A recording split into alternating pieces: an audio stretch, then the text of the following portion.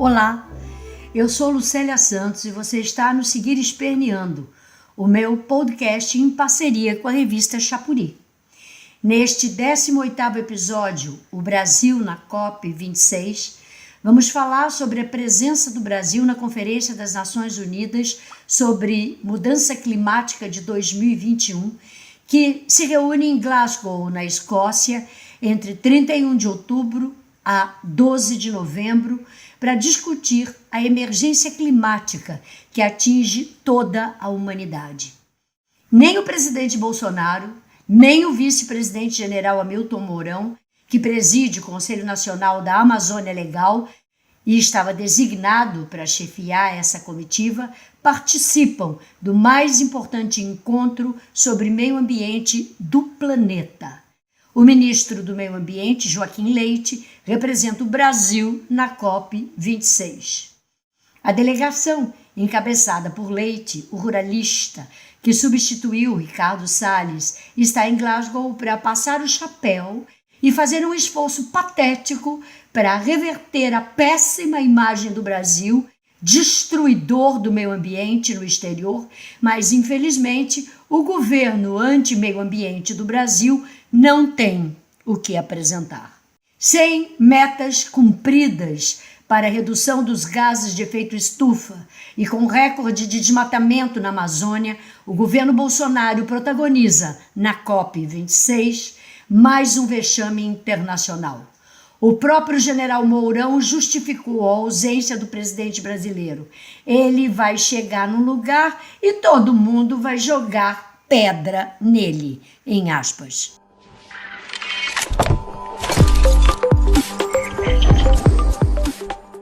Eu sou Duda Meirelles e me somo a Lucélia neste debate crucial sobre a presença lamentável do Brasil na COP26. No último dia 25 de outubro, os Ministérios do Meio Ambiente e da Economia lançaram às pressas o Programa Nacional de Crescimento Verde, em uma tentativa de mostrar serviço na área da preservação ambiental no palco da COP26. Mas ninguém sabe exatamente o que é este programa. Durante o lançamento, o ministro do Meio Ambiente afirmou que levará o Brasil real para a COP do Clima. O ministro falou sobre um Brasil empreendedor, um Brasil que, segundo seu colega da Economia, Paulo Guedes, faz realmente uma atividade verde. Um Brasil que não existe. Abre aspas. O lançamento é para deixar claro como o Brasil tem 400 bilhões na direção verde. Investimentos e financiamentos que são bastante robustos, prometeu o ministro do Meio Ambiente. Entretanto, ele não soube especificar de onde virá o dinheiro e sobre como o dinheiro será utilizado em projetos de energia renovável, agricultura de baixo carbono, ecoturismo e restauração florestal. Entre ambientalistas, o programa soa como um engodo. Desde o início deste governo, não há nada de sustentável na política brasileira. Ao contrário, os que deveriam cuidar da natureza em nosso país só protagonizam escândalos, queimadas que alarmaram o mundo, onças de patas queimadas e, pior, o envolvimento direto de autoridades do governo em negócios escusos com os traficantes de madeira.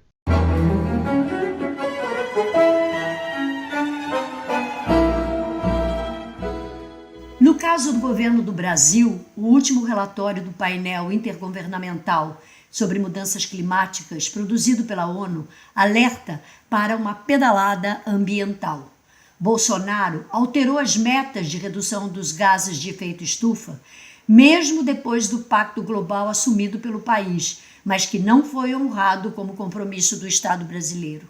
Bolsonaro também desmantelou todos os mecanismos de controle, fiscalização e proteção do meio ambiente, especialmente na Amazônia, como o IBAMA e o Instituto Chico Mendes. Esses órgãos foram duramente atacados, desmobilizados e aparelhados. O ex-ministro Ricardo Salles desativou órgãos fiscalizadores, afrouxou marcos regulatórios, deixou o desmatamento correr solto e, diante dos incêndios da Amazônia e no Pantanal, que causaram danos ambientais dramáticos, limitou-se a culpar os povos indígenas, os agricultores pobres ou as agruras próprias do clima.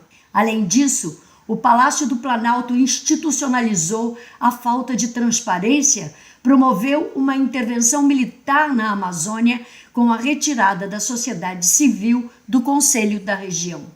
Por fim, tentou romper com os indicadores que monitoram o desmatamento, como se fosse possível não reconhecer o tamanho do desastre ambiental que assola o país.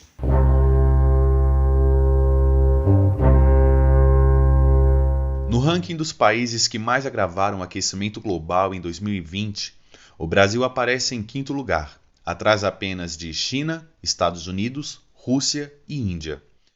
Do Acordo de Paris, assinado por 196 países em 2015, em vez de reduzir, o Brasil elevou as emissões de gases estufa em quase 5% no ano de 2020.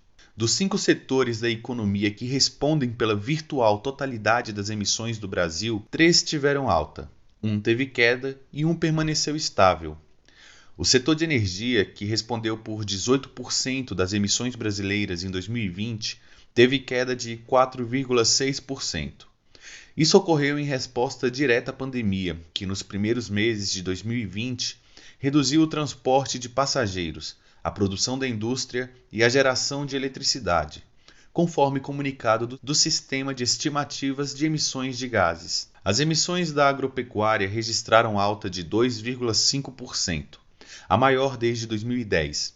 Se a crise diminuiu o consumo de carne, com redução de quase 8% no abate de bovinos, isso também aumentou em 2,6 milhões de cabeças o rebanho nacional. As emissões de metano por fermentação entérica, o arroto do boi, também cresceram. O setor de resíduos também registrou alta nas emissões com 1,8% a mais. Os processos industriais representados sobretudo pela fabricação de aço e cimento, atividades altamente emissoras, permaneceram estáveis em suas emissões na pandemia.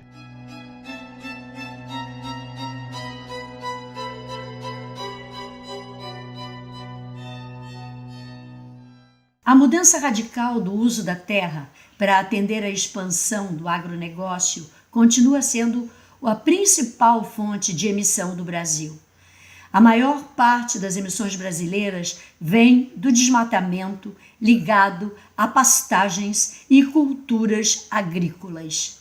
Em 2020, tivemos as maiores emissões do setor agropecuário em 11 anos.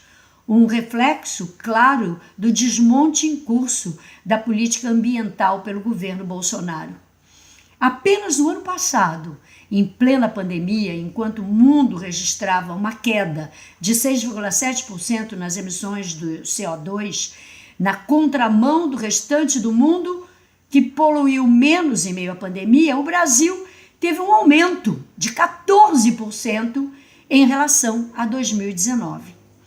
O desmatamento na Amazônia puxou a elevação das emissões de CO2 em 9,5%, o maior desde 2006. O desmatamento na Amazônia e no Cerrado, que somados perfazem quase 90% das emissões de gases poluentes por uso da terra, foi o grande responsável por emissões de 998 milhões de toneladas de CO2 em 2020, um aumento de 24% em relação a 2019. Mas essa devastação não está só na Amazônia. O Pantanal registra os maiores índices de incêndios da história e outros biomas estão sendo gravemente atingidos, para não falar da mineração em terras indígenas. 2 operações da Polícia Federal envolvendo manganês e agora o ouro em Terra Caiapó, 1 tonelada por mês. É um sistema extremamente complexo, em que o governo da milícia urbana é também um governo da milícia rural, a serviço do agronegócio atrasado e predatório.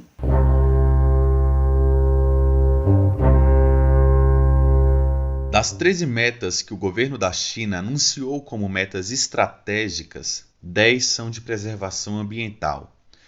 No Plano Biden, um investimento para a geração de empregos associado à sustentabilidade ambiental e descarbonização da economia é uma parte expressiva de toda a proposta de reconstrução da economia americana. Assim também é o Plano Nova Geração da Europa. O Brasil, que é o G1 da biodiversidade, deveria colocar a proteção dos recursos naturais e estratégicos e a política nacional de mudanças do clima no topo das nossas prioridades. É isso que o mundo espera, e é isso que o Brasil não entrega. Um país que era liderança entre os países em desenvolvimento e que fazia interlocução com os países ricos em conferências como a COP26, hoje está fora da agenda e das mesas de negociação.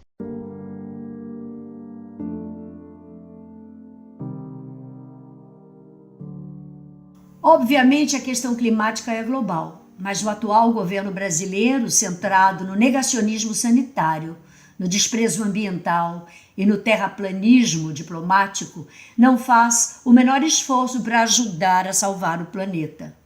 Incapaz de compreender que não vamos resolver o problema do emprego e da renda, da pobreza e da fome se não associarmos o desenvolvimento econômico com sustentabilidade ambiental e social, Bolsonaro faz do Brasil um país do atraso, um pária internacional.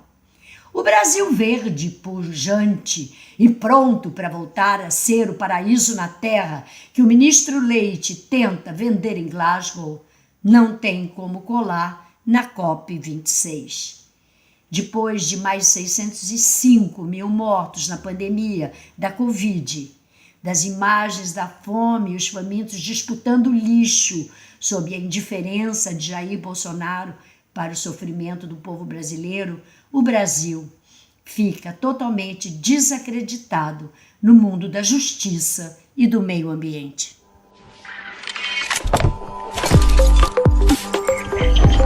Seguir Esperneando é mais um espaço de resistência da revista Xapuri, construída em parceria com a atriz e militante Lucélia Santos. Este episódio, O Brasil na COP26, resulta do esforço coletivo de Agamenon Torres, Janaína Faustino, Lucélia Santos, Zezé Wais e eu, Duda Meirelles. O roteiro desse podcast é composto por textos da revista Focus, da Fundação Perseu Abramo, assinados por Aloísio Mercadante e Bia Abramo, com edições de Zezé Wais.